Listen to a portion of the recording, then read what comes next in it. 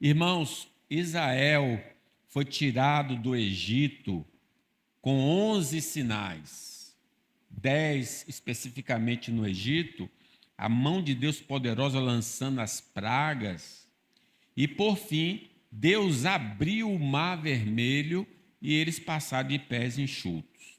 Eles viram a gloriosa mão poderosa de Deus. Mas não passou muito tempo, talvez 15 dias, um mês, o povo no deserto disse: e agora?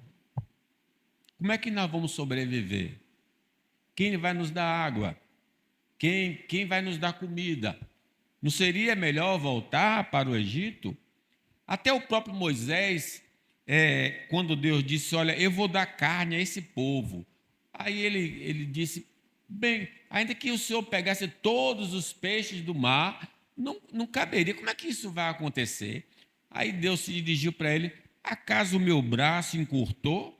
Eu não posso operar, não posso dar? Você vai ver, vou fazer isso. O que eu quero dizer com isso? É que, apesar deles terem visto o poder de Deus, eles tinham uma visão muito pequena de Deus. Quase que nenhuma, porque eles não vão entrar na terra porque eles acham que serão escravos. Esse salmo, como toda a Bíblia, quer nos fazer construir uma ideia de Deus que é superior a essa ideia que nós temos do Senhor. Deus é muito pequeno na nossa mente. Isso ele pode, mas isso aqui ele não pode fazer. Não é bem assim. E neste salmo, então, nós podemos ver a grandeza do Deus vivo. Não só nessa passagem, toda a Bíblia vai revelar a grandeza de Deus, mas em especial aqui. Então, é sobre esse tema que eu quero falar para vocês ampliarem a sua visão de Deus. A grandeza do Deus vivo. Por ele ser grande, ele é o proprietário de toda a criação. Ele é o dono da criação. Vamos ler o versículo 1 e 2? Ao Senhor pertence a terra e tudo que nela se contém, o mundo e os que nele habitam. Fundou a ele sobre os mares e sobre as correntes a estabelecer. Quem é dono de tudo? Deus. Ele é dono de tudo. O Deus vivo é dono de tudo por direito de criação. Nada tem existência fora dele. Versículo 2 diz que fundou a terra, ele sobre os mares e sobre as correntes a estabeleceu. Em João é dito que todas as coisas foram feitas por intermédio dele, e sem ele, nada do que foi feito se fez. O Verbo estava no mundo, o mundo foi feito por intermédio dele, mas o mundo não o conheceu. O Deus que a Bíblia revela é dono de tudo que você pode contemplar, inclusive de você mesmo. Ele é seu dono, ele te criou. O diabo, então, não é dono de absolutamente nada.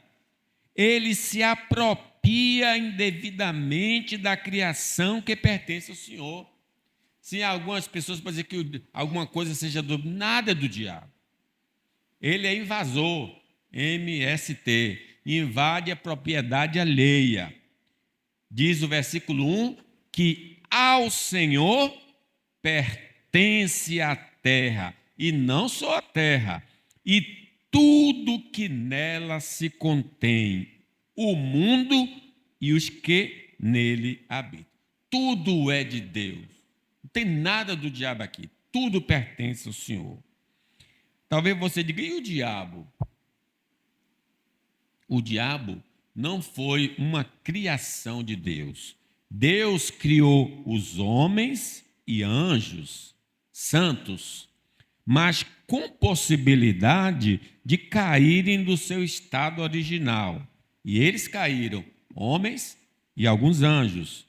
E esses anjos que caíram se tornaram demônios, e o príncipe deles é chamado de Satanás.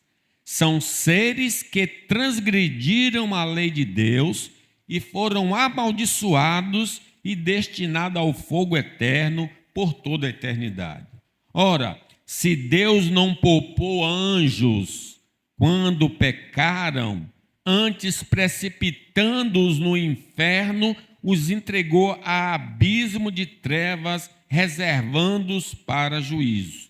E o rei dirá naquele último dia: apartai-vos de mim, maldito, para o fogo eterno preparado para o diabo e seus anjos. Então Satanás pecou contra Deus e se tornou, antes tinha outro nome, se tornou Satanás e condenado.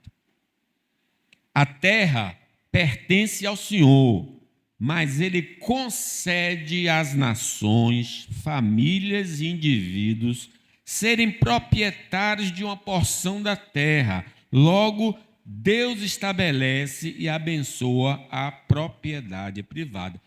A terra é dele e ele dá a quem ele quer. E diz a palavra em Deuteronômio, nós lemos, Deus ordenou ao povo dizendo: passais pelos limites dos vossos irmãos, os filhos de Esaú, que habitam em Seir, e eles terão medo de vós, portanto guardai-vos bem, não vos entremetais com eles, porque vos não darei da sua terra nem ainda uma pisada da planta do pé, pois a Esaú dei por possessão a montanha de Seir. E aí vai tendo a revelação.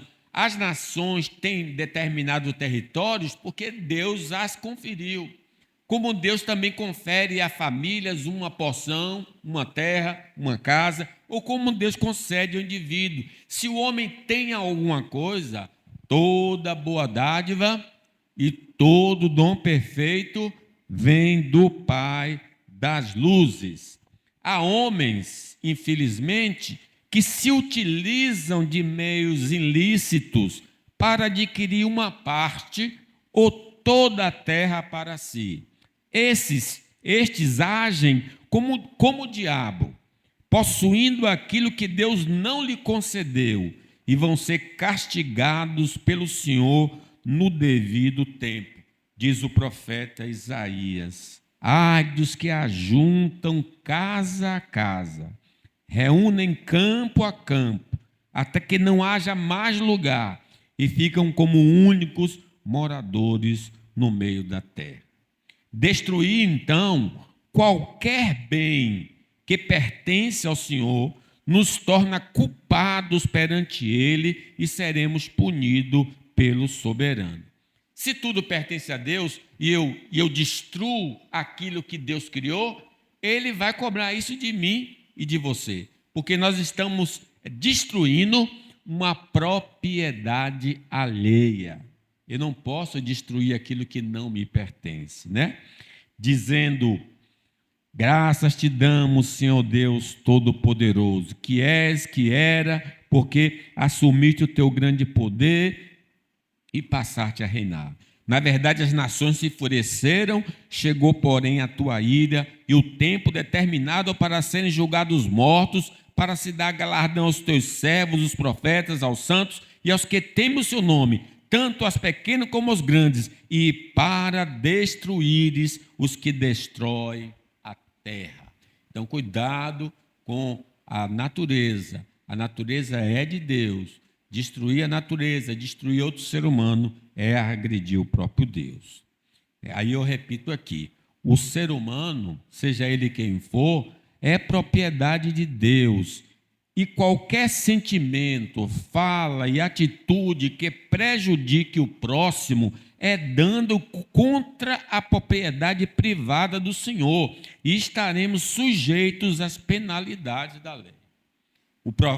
O Ezequiel diz assim: eis que todas as almas são minhas, como a alma do Pai, também a alma do Filho é minha, e a alma que pecar, essa morrerá.